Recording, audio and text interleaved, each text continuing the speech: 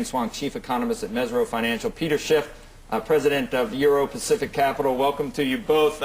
Peter, great to see you in studio. Diane, just want to say, do you take offense to the Dr. Doom moniker? You remember the last guy that had it was a huge economist. Oh, I know. A household name. So I think Henry Kaufman. So you embrace it. Sure, no problem at all. Sure, there has been productivity growth in China, no doubt about it. In fact, one of the reasons and in the U.S., some remarkable growth in the U.S. Well, I would disagree there. I think that's more sleight of hands for the statisticians. I mean, if we really had... Excuse me, I'm from Detroit. Have you been in an auto plant recently? We have a more efficient economy. We have, yes. We don't have a more efficient economy. Yes, we do. We have a bubble economy. We're borrowing from abroad to consume. That's not efficiency. There is no tax increase coming in the next couple of years. Monetary policy is spectacular. We have freer trade than ever before. And not only that, but there are no incomes policies things here. I think Peter's just totally off base, and I don't think it's going to be... I mean, I just don't know where he's getting his stuff. The well, one of us is off base, but it's definitely not me. I mean, it's not wealth that's increased in the last few years. We haven't increased our productive capacity. All that's increased is the paper values of our stocks and real estate. But that's not real wealth, no more than the NASDAQ was wealth.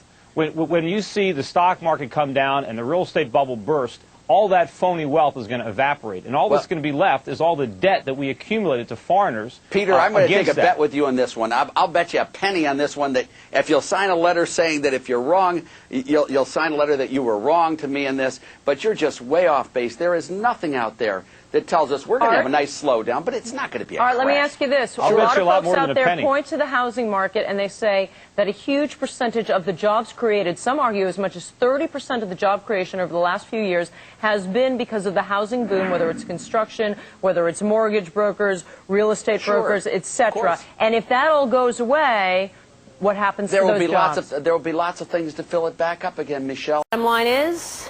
Bottom line is I'm a big bear on the U.S. stock market. You know, the Dow Jones already is down 20% year to date, priced in gold. That is a tremendous loss of purchasing power. The Dow has lost better than 60% of its value since its peak in 2000. Sounds like good management to me.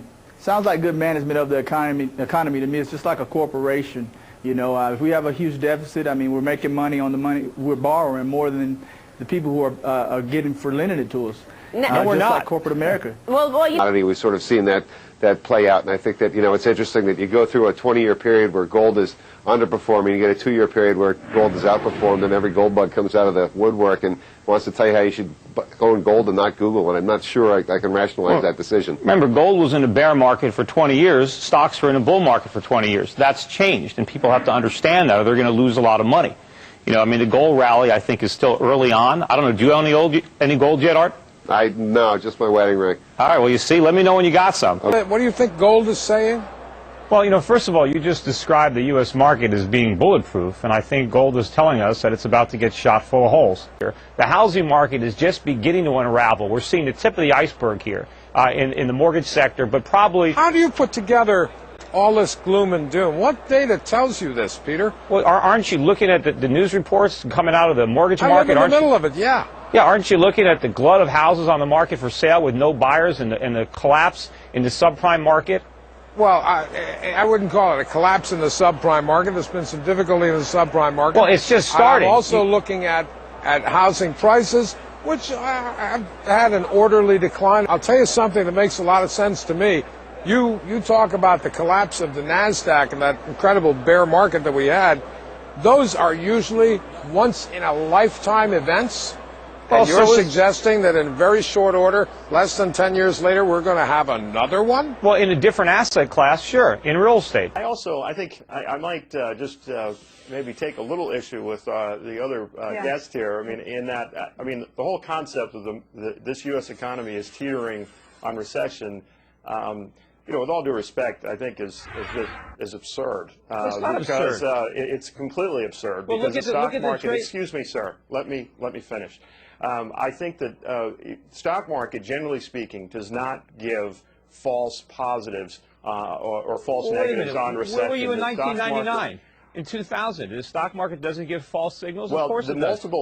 You're starting to see it in the housing market. You had a lot of people over the past 4 or 5 years borrow a lot of money that they can't afford to repay. They were able to keep it together for a while on these artificial teaser rates. But as these rates are starting to reset, you're starting to see what's happening in the housing market. It's going to throw through to the entire economy, and consumer credit's going to dry up. And we're going to be in a recession, and it's going to be a devastating recession. It's not just going to be a few quarters of negative growth. It's going to last for years. Stephen, jump in here. What do you say? He's saying it's a disaster. Well, I really don't see this economy that he's talking about.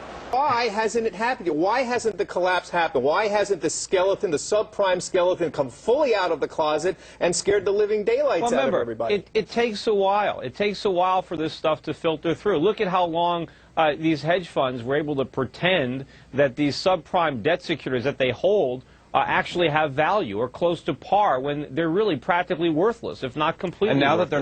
that they're not pretending anymore, nothing's happened. No, the world hasn't ended. So one of these days, we're just going to have to stop predicting that this same old thing is going to cause the end of the world. It's production that's important. So let's not talk about America being a burden on the world. America is the shining beacon of the world. Right. Production is in many cases the low end of the totem pole. The high intellectual content is created here. There is only one Microsoft. No, then why do we have Why do we have a $60 billion a month trade deficit if we're producing so much stuff? And because we're so rich we can afford it. No, that's not. Because our money is so valuable, because our credit is accepted worldwide, that billions of peasants worldwide are willing to work in poorly lit, poorly ventilated factories just to get our paper money, because it's that precious. No, our paper money is precious. We print it. It cost us nothing. Look, the world is going to wake up to this con. Well, how are the consumers served by having the value of their money, the value of their wages, and their savings diminished? I don't think that has any impact. The Fed doesn't have any impact on that at all. Of course it does. Two things. Those who aren't familiar with you, this has been your prediction for how many decades now? Well, not decades, but it's certainly been my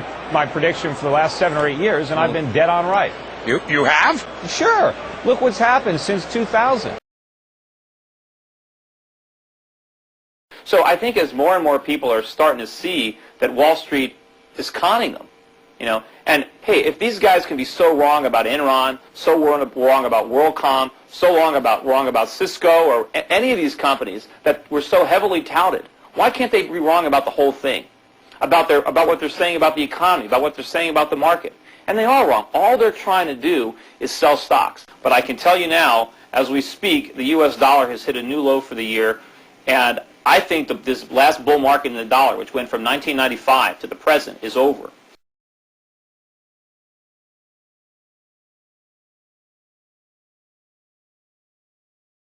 So the market is still extremely overvalued, and don't believe the propaganda. And that's what it is. When you're listening to an analyst on a lot of these popular financial shows, or the mainstream Wall Street firms, you're not getting investment advice. You're getting propaganda.